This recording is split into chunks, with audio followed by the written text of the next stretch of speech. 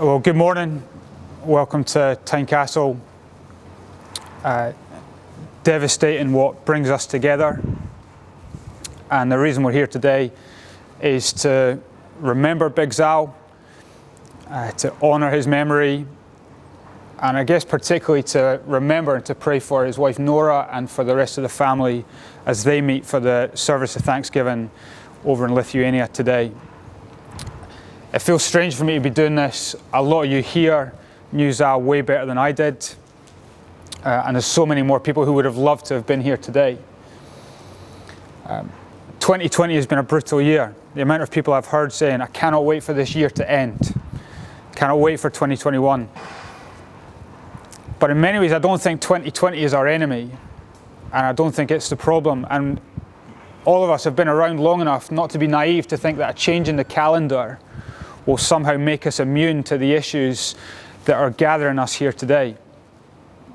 Things like depression or injury or addiction or disease or death characterize our life whatever year we find ourselves in, and we know that.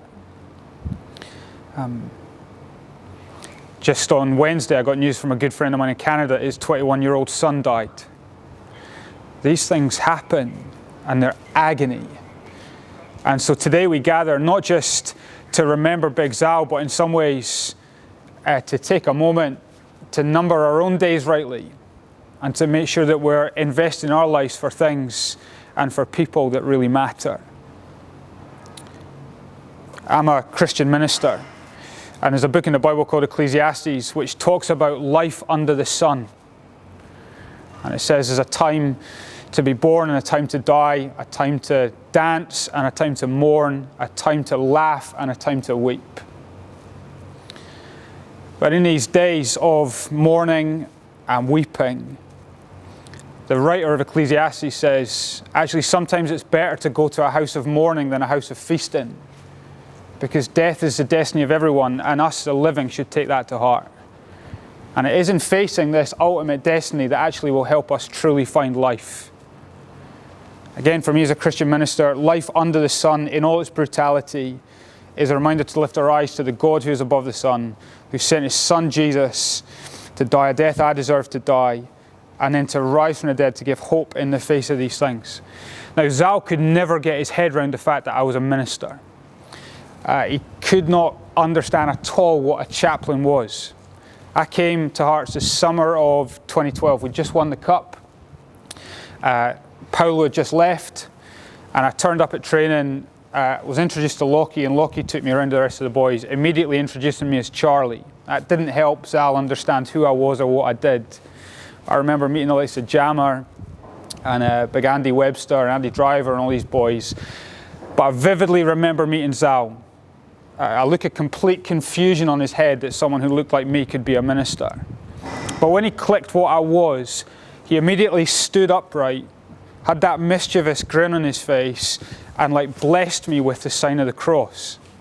Now, I'm not a Catholic, I'm not a priest, but actually as I've reflected on Zal since Saturday, that kind of thing of being blessed by him actually characterised a lot of our memories of him. He was a blessing to be around. His love of life, his mischievous sense of humour, his passion for football, his love for this club, and there was that infectiousness that actually to be around a big man was a blessing. And that's an example for all of us of what it means to invest our lives, not just selfishly for our own achievements, but actually to be a blessing to those that happen to be around us. All right, let's take a moment then, just a moment of silence to remember him, maybe to say thank you for him, maybe to pray particularly for his wife and the rest of the family over in Lithuania as they gather today. Let's take a moment.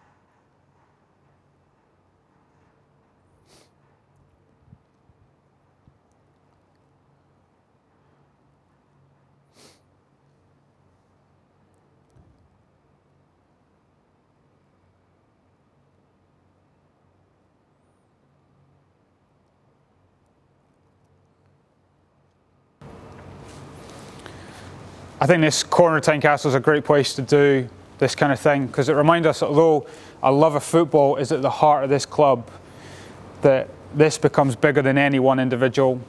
And all the plaques on the wall remind us that it doesn't matter if you're a player like Dave Mackay, that this bench is for, or some of the boys up here who went to the war and lost their lives, like one of these benches for, or whether it's all the fans that are intermingled in this kind of wall, honouring people who have loved this club but have now left this life. This thing is much bigger than any one of us. And so on behalf of Hearts, particularly of Anne, grateful that you could be with us today. And again, our thoughts go to Nora and the rest of the family over in Lithuania, but grateful you could come, and sorry that it was under these circumstances. Thank you very much.